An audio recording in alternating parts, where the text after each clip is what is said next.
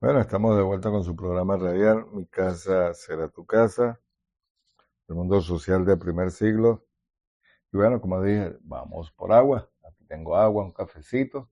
Y bueno, vamos a disfrutar de esta segunda parte. Miren, es bueno también saber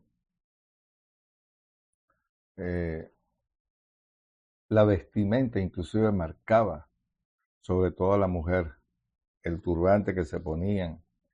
Inclusive una doncella, al ponerse un turbante, la gente se da cuenta que era doncella o virgen, o una persona que no tenía novio ni compromiso, pero que la gente no la veía con ojos de gana, como que quizás la vemos hoy actuar, porque el mundo de ahorita es totalmente diferente, muy ajeno a lo que era el primer siglo. Una persona que era esclava, la gente sabía porque usaba una prenda para el judío, pero estudiar en el contexto griego y romano es interesante también. Aunque las tres estaban, como le dijera, que convivían en el Medio Oriente, la gente sabía de dónde pertenecía y ¿cómo se llama? Eh, Sabían la condición, si era casada, no casada, se sabía si era romana, griega, por la vestimenta inclusive. También las viudas. Entonces, hoy por hoy, inclusive en Israel, una persona que sea casada no se pone un turbante, digamos que en los grupos religiosos. Esa mujer se le puede dar una carta de repudio por ello. Usted se anda dando cuenta lo significativo que es bueno conocer hasta el dialecto. Miren, vamos a la zona del lenguaje autoexpresivo, que tiene que ver con la boca, la lengua, los labios, la garganta, dientes, mandíbula y las actividades de esos órganos al hablar, oír, decir, llamar, gritar, preguntar, cantar, contar, instruir, alabar, escuchar, culpar, inclusive hasta maldecir, jurar, desobedecer, hacerse de oídos sordos. A esta zona pertenece también los siguientes sustantivos y adjetivos del lenguaje de voz llamada grito, clamor, canción, sonido, audición, elocuente, mudo, hablador, callado, atento y distraído. En esta cultura, esta zona cubriría el área de la que nos referimos al hablar, la autorrevelación a través del lenguaje, la comunicación hacia los demás, de las personas humanas que dialoga con los demás, en una forma de mutuo autodevelamiento y en la forma de acción premeditada. Manos, pies, brazos, dedos, piernas, actividades de esos órganos hacen actuar, llevar a cabo, ejecutar, intervenir, llegar, venir, ir, andar, caminar, estar de pie, sentado. Aparte de estas actividades específicas, tales como robar, secuestrar, cometer adulterio, construir, también pertenece a esta zona y son las siguientes sustantivos y adjetivos: representativa en acción, gesto, trabajo, actividad, conducta, paso, paseo, camino, curso y cualquier actividad específica, activo, capaz, rápido y lento. Ahora, ¿qué estamos viendo aquí? Que en todas las culturas estamos viendo esto, independientemente del país, en cualquier época, pero que esas acciones, quizás para, como le dijera, hay uno que lo pueden hacer de una buena manera, pero que se marca una diferencia, inclusive hasta la manera de hacer las cosas, que uno puede ver, darse cuenta si lo está haciendo de buena manera o de mala manera. Todo esto vale, amigo, porque la imaginación, la mente, uno al leer la Torah y el Brit Hadashah, por la Biblia, como dice, desde el Brit Hadashah hasta Apocalipsis, perdón, desde Génesis hasta Apocalipsis, uno se puede dar cuenta de lo que está escrito y que habla de cada uno de ellos muy bien y cómo lo personifica. Interesante, interesante. En nuestra cultura, esta zona cubriría el área de la conducta exterior del hombre, toda su actividad externa y las acciones humanas que repercuten en el mundo de tales personas y de las cosas. Nos resulta casi imposible decir que las personas que usaban este modelo eran claramente conscientes de ello. Es más probable que el modelo que sirviera de marco implícito una serie articulada de áreas significativas que operan como la gramática de una hablante nativo, que desconoce la gramática implícita articulada. Sin embargo, siempre que los escritores o quienes hablan del texto describen la actividad humana, recurren inevitablemente a las tres zonas, a veces subrayando solo dos de ellas, incluso hasta una, al tiempo que las otras quedan a la vista en el trasfondo. ¿Se da cuenta? Que uno se puede dar cuenta hasta de la manera que fueron escritas. De hecho, usted puede ver en la Biblia salmos, cánticos, también tristeza, también hay una forma de lírica, los escritos tienen también su estructura, y entre los mismos profetas. Entonces eso nos dice que es valioso e importante y apreciar todo como se mira la Torá. Qué interesante. Ahora, la idea de que todas las actividades, estado y conducta de los hombres pueden ser, o de hecho lo son, divididas en relación a esas tres zonas. Ahora bien, cuando se mencionan explícitamente las tres zonas, entonces el personaje o el escritor está aludiendo a una experiencia humana total y completa. Por ejemplo, a esta experiencia total y completa se refiere a Juan, cuando describe lo que existía desde el principio, como lo hemos oído, lo que hemos visto con nuestros propios ojos, lo que hemos contemplado y tocado con vuestras manos, referente a la palabra de vida. ¿Se da cuenta? Lo que hemos visto y oído, proclamamos también vosotros, los que estáis en comunión con nosotros. Eso lo puede ver en Primera de Juan, el capítulo 1, del 1 al 3. De modo parecido, la ley de la retribución limitada que está en Éxodo 21, al verso 24. También ver Deuteronomio 19, 21. Vamos a ver una de estas citas. Mire lo que dice Deuteronomio 19, 21. Y no le tendrá por compasión vida por vida, ojo por ojo, diente por diente, mano por mano, pie por pie. Eso es la ley del talión. Y en Éxodo 21, 24, mire lo que dice. Éxodo 21, el verso 24. Eso es cuando se da las 10 palabras. Dice, ojo por ojo, diente por diente, mano por mano, pie por pie, es la misma. Está hablando de lo que es la ley. Ahora, citada parcialmente por Mateo 5:38, se refiere básicamente a la retribución retractiva en toda la escala de las interacciones humanas cubiertas por cada zona, ojo por ojo, diente por diente, mano por mano y pie por pie. Esta declaración apunta a restricciones adecuadas a los derechos sociales individuales. Si esta forma legal proviene de y expresa las tres zonas que estructuran el ser humano, obviamente no debería ser tomada literalmente y concretamente, excepto por personas que no entienden la cultura o por personas de la cultura que están en la etapa concreta de desarrollo cognitivo, es decir, niños, adultos, retrasados por naturaleza, por elección o por experiencia limitada. Pongamos algunos de estos ejemplos más. Hay 6 cosas que el Señor odia. 7 considera una abominación: ojos altaneros, lengua mentirosa, manos que derraman sangre inocentes, corazón que trama planes perversos, pie dispuesto a correr en pos del mal, testigos falsos que dicen mentira, el que siembra discordia entre sus hermanos.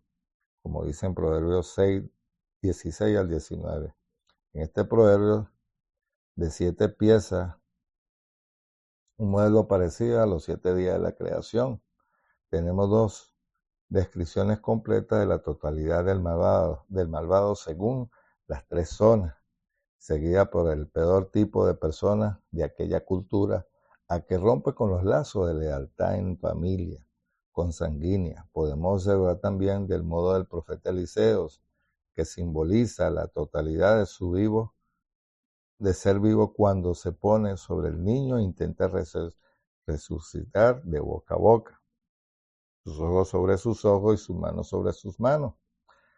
O considera la descripción del hombre vestido de lino en Daniel, lo que pretende ser claramente una descripción total. Su rostro brillaba como el fulgor del relámpago, sus ojos eran como antorchas de fuego y sus brazos y piernas como el brillo de bronce bruñido. Y el sonido de sus palabras como como la voz de una multitud, ruido de multitud. Esto está en Daniel 10:6. Se trata de una descripción de la función total completa de la persona en cuestión. El autor de Apocalipsis, basándose en Daniel, describe su visión celestial del Hijo del Hombre del siguiente modo: sus ojos eran como llama de fuego, sus pies eran como bronce bruñido refinado en horno, y su voz era como el sonido de muchas aguas caudalosas. En su mano derecha tenía 7 estrellas, de su boca salía una espada cortante de 2 filos, y su cara era como el sol brillante de un pleno esplendor. Esto está en Apocalipsis 1 del 14 al 16. Nuevamente nos encontramos con una descripción de la función siguiendo el esquema de las 3 zonas, una representación de cómo se relaciona con los que entran en contacto. Descripción funcional, también la sección final del Sermón del Monte, que habla de la justicia de los discípulos, que esas 3 zonas en el primer bloque de material habla de los ojos, del corazón. El segundo, que está miren, del Mateo, del 6 al 19, habla de la justicia de los discípulos, que cubre esta zona del bloque de material, habla de los ojos del corazón. Y en Mateo 6 al 19 y 7:6, el segundo boca, habla de la boca y oídos. Mateo 7 del 7 al 11. Mateo 7, versos 7 al 11. Ahora, el último exhortativo de manos y pies está en Mateo 7, de 13 al 27. Fíjense, todo lo que están enseñando. Hay quienes son ligeros de pies. Entender todo esto en el primer siglo y hoy en la actualidad, por supuesto, cobra fuerza y cobra sentido cómo se vivía en el primer siglo. Las palabras, las acciones, inclusive cuando ya el padre sella el contrato, es el libro de Devarim, y usted puede ver que habla también de tus acciones, tu manera de actuar, y que lo refleja, inclusive el Brit Hadashah. No estamos lejos. Ahora, como ya hemos dicho anteriormente, a veces solo se mencionan 2 zonas, dejando la tercera en el trasfondo. Por ejemplo, habéis oído que se dijo: no cometerás adulterio, manos y pies. Pero yo digo que quien mira a una mujer con deseo ya ha cometido adulterio con ella en su corazón. Ojo y corazón entre esa parte. Si tu ojo derecho te hace pecar, arráncalo y arrójalo por ahí. Mejor es perder uno de tus miembros que ser echado al fuego eterno. Ojo y corazón. Y si tu mano derecha te hace pecar, córtala, arroja por ahí. Mejor es perder uno de los miembros que ser arrojado entero al fuego eterno. Manos y pies. Eso está en Mateo 5, del 27 al 30. ¿Nos estamos dando cuenta de lo que estamos hablando? Las palabras tienen que ver con todas las acciones que hablamos de los 3 bloques. ¡Wow! ¡Qué interesante! Interesante, familia. Ahora, si observamos el quiasmo de este pasaje, un modelo de forma de XA, B, A, del mismo modo que uno puede cometer adulterio con sus manos y pies físicos y su corazón físico, tampoco el ojo derecho que necesita ser arrancado ni la mano derecha que necesita ser cortado, y manos y físico. La comparación urge más bien en considerar las esferas de la actividad que suponen un obstáculo a la conducta interpersonal adecuada, acortar tales actividades. A eso se refiere. Este pasaje solo menciona dos zonas poniendo en relieve así la relación entre la cabeza y las manos y los pies, entre el yo interior, lo más íntimo, y la actividad exterior. Ahora, en Marcos, en el capítulo 7, del 14 al 23, se parece mucho a este pasaje de Mateo. La argumentación básica sobre la impureza del corazón gira en torno a la relación entre el yo interior, la parte más íntima, el más íntimo, eso tiene que ver contigo, y la actividad exterior, la actividad que brota del corazón. Y es el corazón la que necesita ser puesto de nuevo en orden. Lo más puede ser lo que se puede decir con respecto al lenguaje, porque la abundancia del corazón habla la boca. ¡Wow! Qué hermoso, ¿verdad? Cuando uno empieza, como quien dice, a desglosar, a quitar pieza por pieza para armar al rompecabezas. O mejor dicho, tenemos un puzzle, un rompecabezas, como decimos aquí, y tú empiezas a armar todo y cobra sentido las palabras que inclusive le dieran a Moshe y que Yeshua mismo las puso en práctica, porque él vivió ese mundo porque se le dio a ellos y que nosotros apenas estamos conociendo. Miren, lo voy a decir de manera no de burla, porque no es burla, sino que yo siempre le digo a la gente, porque la gente asocia, no, porque el Espíritu me revela, sí, pero el Espíritu no te puede revelar algo que sea contrario a lo que se vivió, o lo que fue en el contexto cultural y social de lo que se entregó en el primer siglo, el Brit Hadashah, e inclusive los profetas y el Pentateuco. Que hay estudios sobre ello, está el Midrash, el Talmud, lo que querramos poner, pero nunca se sale del contexto, inclusive el Midrash, porque todo gira a la cultura. Yo le decía a la gente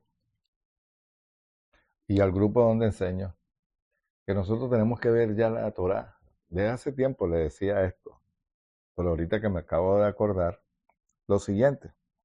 Si yo agarro a Simón Bolívar, no todos conocen quién fue Simón Bolívar. Simón Bolívar es el libertador de Venezuela y que también liberó a 5 países: Colombia, Perú, Ecuador, Bolivia, y meten a Panamá de una manera simbólica. El mismo Francisco de Miranda, que tuvieron que ver con guerras de afuera, inclusive, eran conocidos en el mundo. Usted agarra a esos dos personajes y la trae a la actualidad, y cuando ellos vean el modo de hablar, puede ser colombiano, puede ser argentino, chileno, paraguayo, uruguayo, mexicano, pero cuando lo voy a poner de mi país, porque habla de nuestra historia y ellos son de aquí, yo lo pongo a hablar con una persona actualmente, seguramente él va a entender el castellano. Lo que no va a entender son las palabras, los modismos que están en la actualidad. Y es lo que pasa con la Biblia. Cuando usted la agarra primeramente a primera vista, conocer todo eso lleva tiempo. Igual, si ponemos en México a Emiliano Zapata con un mexicano actual, seguramente hay palabras actuales que él no conocía. Y yo le decía lo que le decía de manera de broma, porque aquí tenemos una manera muy peculiar. El mexicano, oye, habla diferente, el venezolano, el cubano, el puertorriqueño, el dominicano, el colombiano, y cada quien tiene su manera, su cantadito por hablar. Aquí, si yo lo pongo con Bolívar, seguramente un muchacho, un joven le va a decir, Bolivita, ¿qué pasó, mi pana? Seguramente. Y él va a decir, ¿qué me está diciendo este muchacho? Muy a pesar que le está hablando en castellano, en nuestro idioma. Pero que él va a decir, no conozco esas palabras. ¿Se da cuenta? Bueno, es lo mismo que está pasando en el primer siglo y que nosotros estamos descubriendo.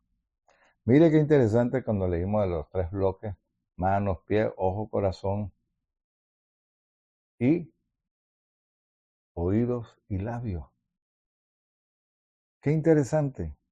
Ahora, la estructura de los seres humanos del Padre, una tradición de un escrito judío tardío, el Pirkei Avot, exhorta: conoce lo que hay sobre ti, un ojo que todo lo ve, un oído que todo lo oye, y un libro en el que está escrita todas tus acciones. El ojo, el oído, la constatación de las acciones pertenecen obviamente a Jehová, dado que las afirmaciones sobre Jehová, lo mismo que las afirmaciones de la ciencia física, provienen de la analogía basada en la conducta humana. Se puede decir que las descripciones bíblicas sobre la obra de Jehová adoptarán la forma analógica extraída de la observación del modo de obrar de los seres humanos. Pensemos en los ídolos. Los ídolos, por supuesto, no tienen boca, pero no hablan. Tienen ojos, pero no ven. Tienen orejas, pero no oyen. Eso está en el Salmo 135, del verso 16 al 17. Pero también otras citas que están en Jeremías, en Isaías, perdón. Ahora, no pueden ver, ni oír, ni caminar. En Apocalipsis 9:20 dice: ahora bien, ¿qué puede decir Jehová? El que implantó la oreja no lo va a oír, el que formó el ojo no va a ver, el que castiga a las naciones no va a castigar. En el Salmo 94, del 9 al 10, a lo largo de la Biblia podemos leer continuamente que Jehová es sabio de corazón y poderoso en fortaleza. El mismo Job habla, los profetas insisten repetidamente: en la boca del Señor ha hablado, y los narradores de Israel no se cansan de describir lo que Jehová ha hecho con tu mano poderosa y su brazo extendido, como lo dice en 1 Reyes 8:42. Está claro que ninguno de estos autores quiere decir que Jehová tiene ojos, orejas, manos, pies físicos en concreto. Lo mismo ocurre con la zona cuando aplican a los seres humanos, pero también los órganos los físicos y concretos. Se da cuenta, también los órganos físicos y concretos representan simbólicamente a una esfera, un estilo de la capacidad de la interacción humana, pero cuando esas zonas son usadas para describir al Padre, al Creador, queda claramente puesta en manifiesto la diferencia entre Jehová y las personas humanas. Cualquier cosa relacionada con Jehová va más allá de los seres humanos.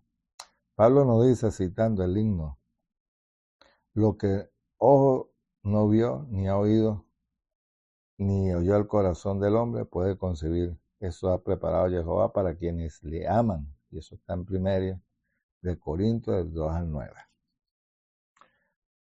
De modo específico, que se pone en relieve la diferencia entre Jehová y la humanidad se basa en que la conducta de Jehová, las tres zonas operan en armonía eficazmente. Lo que Jehová concibe en su corazón, habla con su boca y realiza eficazmente. La gente no siempre es eficaz ni manifiesta esa armonía entre las tres zonas. Con respecto a Jehová podemos leer lo siguiente: pues Él lo dijo y lo hizo todo. Eso está en el Salmo 33:9. Yo, el Señor, he hablado y lo haré. Ezequiel 36:36. No hay separación entre palabra y acción. Así dice algo y no lo hace. ¿Acaso anuncia algo y no lo cumple? En Número 23:19. Otra importante diferencia entre Dios, Jehová, y la humanidad es que solo Jehová conoce el corazón humano. El hombre se fija en la apariencia externa, pero Jehová se fija en el corazón. Y en 1 Samuel 16:7, los pasajes citados arriba referentes a la persona diádica, y por supuesto, solo Jehová actúa en medida incomparable. Jehová dijo: hay luz, hubo luz, y dijo: vio la luz y es buena, y dijo: hayan lumbreras, y hizo las dos grandes lumbreras, el sol y la luna, y vio que era bueno. Eso lo podemos observar en Génesis del 1 al 3, el capítulo 4, del 14 al 18, en el 1, el verso 3. Observar la armonía entre lo que Jehová dice, hace, juzga, piensa y observa. Lo eficaz, la armonía entre las zonas. Al final de este pasaje, en Génesis 1:26, se dice que las primeras criaturas son imagen y semejanza que Jehová, algo parecido a Jehová, pero algo distinta a Dios. ¿Cómo? ¿Por qué? Volvamos a pensar en las tres zonas. Los seres humanos, como Jehová, tienen un corazón que hace planes y piensa y juzga y elige.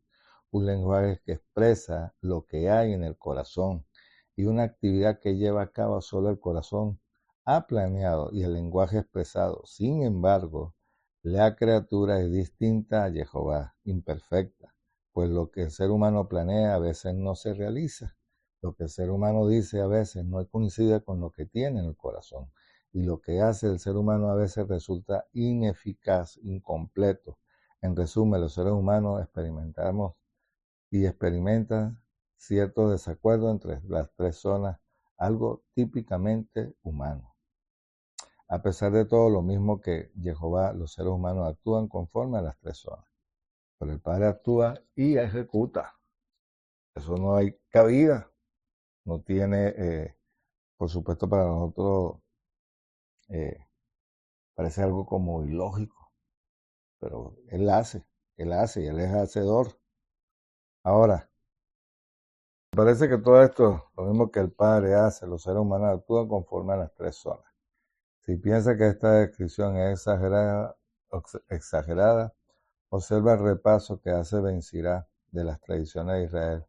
Le dio autoridad sobre todo en la tierra, lo revistió de una fuerza como la suya y lo hizo propia imagen, llenó a todos los seres humanos vivos del temor al hombre, haciéndolo dueño de animales y aves. Y lo hizo de boca y lengua, oídos, ojos y oídos, y le dio un corazón para pensar, lo llenó de conocimiento y entendimiento.